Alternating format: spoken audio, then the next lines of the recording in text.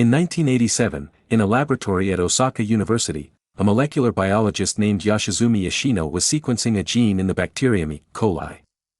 Next to the gene he was interested in, he found something he had not been looking for. A strange run of repeated sequences, evenly spaced, separated by short stretches that matched nothing. He wrote a single paragraph about it and moved on. There was no way to interpret it. Sequencing was slow and expensive, there were almost no other genomes to compare against, and a curious pattern in one stretch of bacterial DNA was not a finding anyone could build a career on.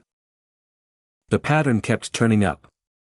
Through the 1990s, researchers found the same architecture in one microbe after another, in bacteria and in archaea living in salt marshes and hot springs. Whatever it was ancient and it was everywhere. Nobody could say what it did.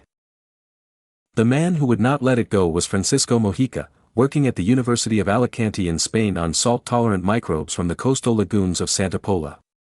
He had found the repeats in 1993.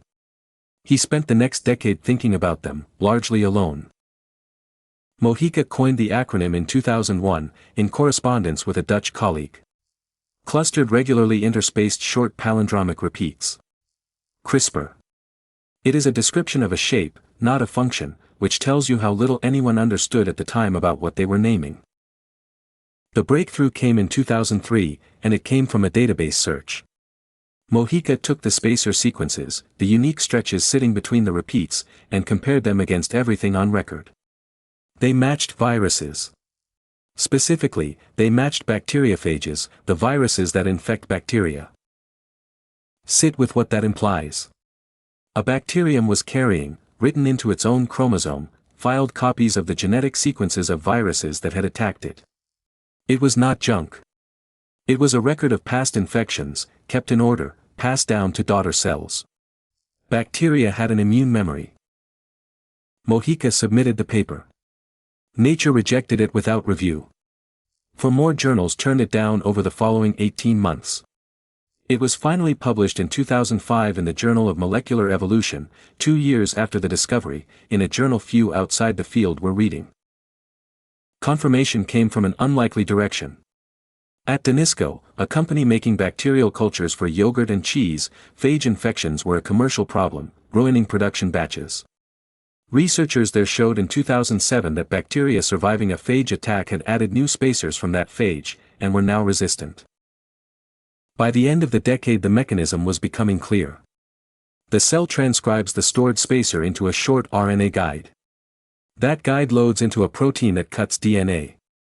The guide finds a matching sequence in an invading virus by base pairing, and the protein cuts it there. That is the whole system, and its elegance is in the division of labor. The protein does not know what to attack. It is a pair of scissors with no target of its own. The targeting is carried entirely by a short piece of RNA that can be swapped out. 2 researchers on different continents saw what that meant. Emmanuel Charpentier, a French microbiologist then working in Umeå, Sweden, had been studying Streptococcus pyogenes and had identified an extra RNA molecule, tracRNA, that the system needed. She wanted a biochemist. She met Jennifer Doudna at a conference in Puerto Rico in 2011. Doudna, at Berkeley, was an RNA structural biologist who had spent her career on how RNA molecules fold and function. The collaboration that started on a walk through the streets of San Juan was, in effect, a bet that this bacterial defense could be stripped down and rebuilt as a tool.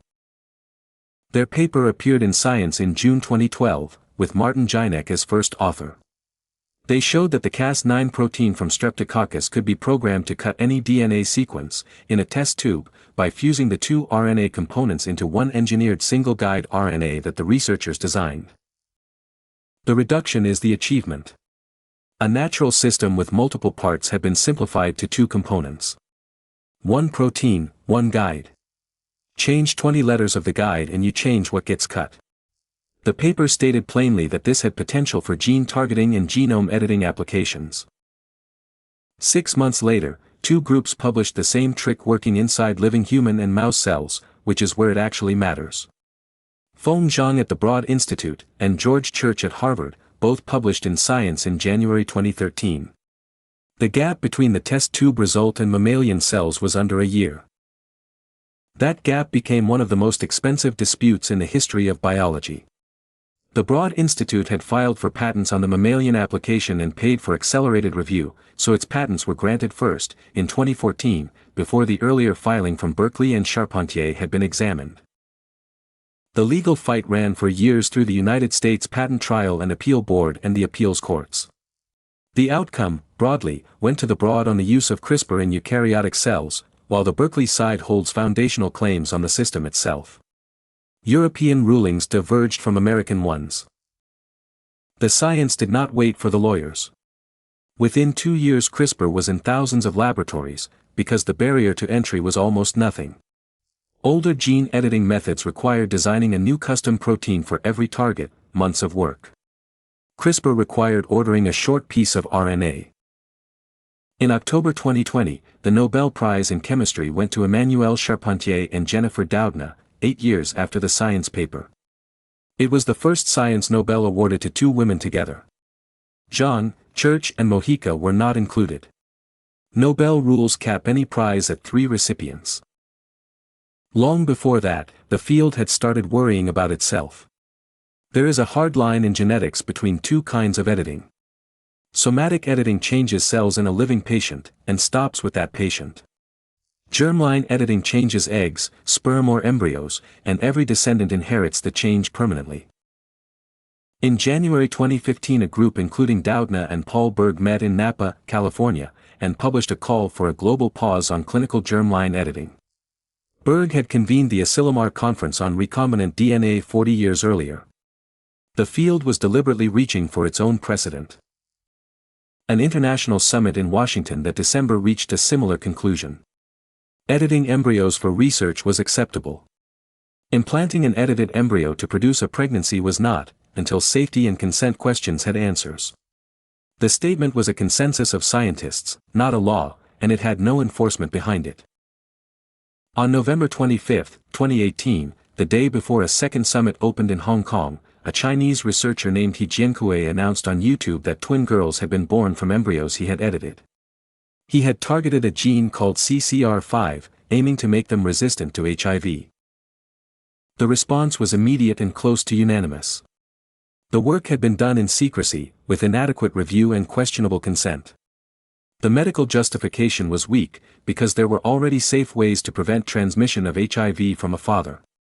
The editing itself was imprecise, producing mutations that did not match the intended change. Jiankui was condemned by the summit organizers, by his own university, and by Chinese authorities. In December 2019 a court in Shenzhen sentenced him to 3 years in prison for illegal medical practice. A third edited child had been born. All 3 girls carry the changes for life, and so would their children. The line the field drew held afterward, and the reason it held is worth stating. It was not that germline editing is technically impossible.